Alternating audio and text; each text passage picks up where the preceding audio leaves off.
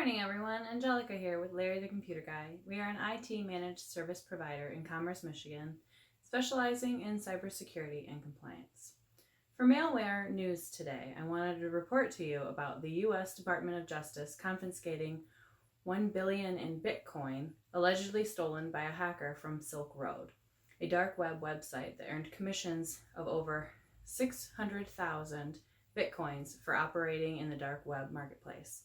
UK residents are being targeted under a witty smishing campaign, also mimicking online banking workflows.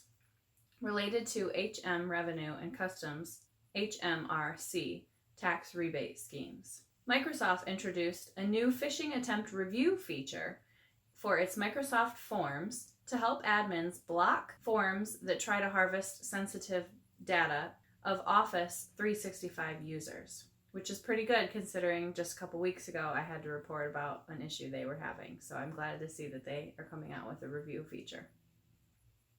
Hope you stay safe out there. Have a good one.